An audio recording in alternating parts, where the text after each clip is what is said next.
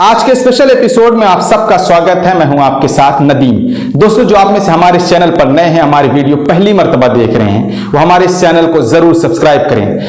महाराष्ट्र सियासत के घमसान की कहानी का आज 5वां दिन है। भारत की जमहूरियत में तानाशाही सियासत का अंधापन तो आप देख ही रहे हैं। 5वां दिन होने को है। भाजपा की मदद से शिवसेना के एमएलएस को तोड़कर भाजपाई राज्यों में ले जाया गया है। पार्लिमानी पार्टी के लिहाज से बजाहिर बड़ी हद तक उद्धव ठाकरे अकेले पड़ गए हैं, लेकिन फिर भी अपनी जबान पर कायम हैं कि भाजपा से हाथ नहीं मिलाऊंगा। आज फिर मातोश्री में शिवसेना के कैडर से बात करते हुए उन्होंने अपनी ये बात दोहराई है कि वो भाजपा के साथ नहीं जाएंगे। जैसे जैसे वो भाजपा और मोदी शाह की तानाशाही के खिलाफ हथियार डालने से इनकार कर रहे हैं, वैसे वैसे उनके खिलाफ घटिया सियासी घेराव और केंद्र सरकार की जांच एजेंसियों की सख्तियां बढ़ती जा रही हैं।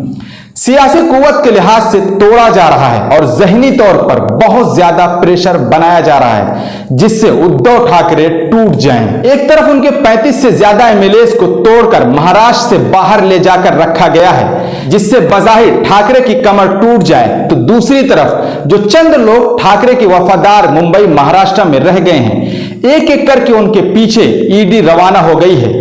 शिवसेना लीडर और महाराष्ट्र के मंत्री अनिल को 2 दिन से ईडी ने अपने दफ्तर में बुला रखा है। वहीं आज कुछ देर पहले शिवसेना के एक और लीडर अर्जुन के खिलाफ भी ईडी ने शिकंजा कस दिया है।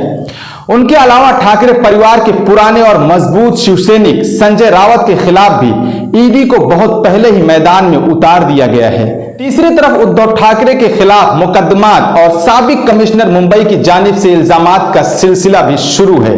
अच्छी और बड़ी बात यह है कि महाराष्ट्र की सियासत के राजा कहे जाने वाले शरद पवार उद्धव ठाकरे के साथ हैं। ये सब सिर्फ इसलिए है कि उद्धव ठाकरे या तो मोदी शाह और संघ के तानाशाही तंत्र के सामने हथियार डाल दें, नहीं तो पूरी तरह से संघी हिंदुत्व की तानाशाही ताकत उन्हें खत्म कर देगी।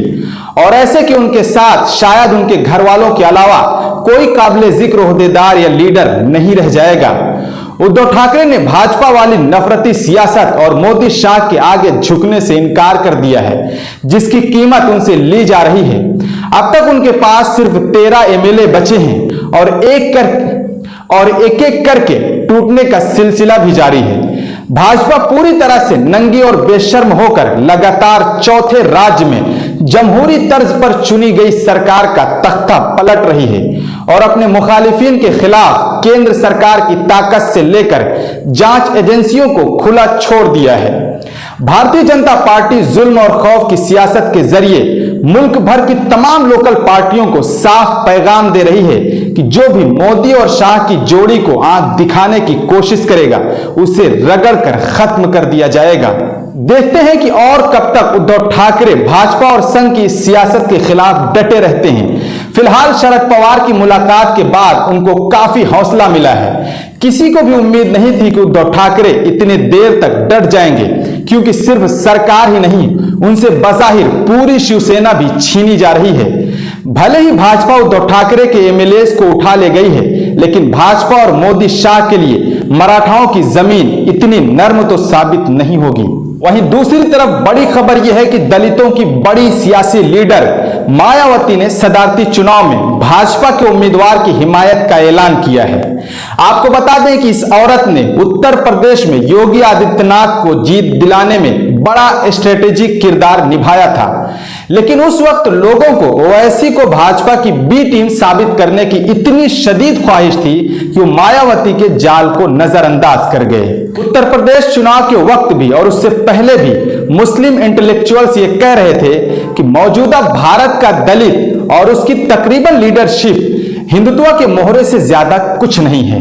और खास बात यह कि दलितों ने मुसलमानों की नफरत में खुद से ही हिंदुत्व की यह गुलामी ओढ़ रखी है, और इन्हीं दलितों की वजह से ही भाजपा और संघ के हिंदुत्व राष्ट्र का नफरती रथ भारत के सीने पर चढ़ता जा रहा है। मायावती ने उत्तर प्रदेश में अखिलेश यादव को हराने में सबसे अहम भूमिका अदा की है और अब भाजपा के सदारती उम्मीदवार को जिताने जा रही हैं। इसके अलावा कई और संघी पॉलिसियों में मायावती मोदी के शाना बशाना रही हैं। ये मायावती कोई आम सी दलित लीडर नहीं है, बल्कि आजादी के बाद दलितों के सबसे बड़े इनकलाबी लीडर काशीराम के सबसे करीबी कैडर से दुनिया की सियासत में आई हैं और 4 मर्तबा उत्तर प्रदेश की मुख्यमंत्री रह चुकी हैं। काशीराम कैडर के बेहद मकबूल दलित लीडर का हिंदुत्व लॉबी के साथ जब ये हाल है तो दीगर दलितों का क्या हाल होगा। आज तक के लिए इतना ही। देश और दुनिया की और खबरों को जानने के लिए हमारे इस चैनल को जरूर सब्सक्राइब करें। शुक्रिया।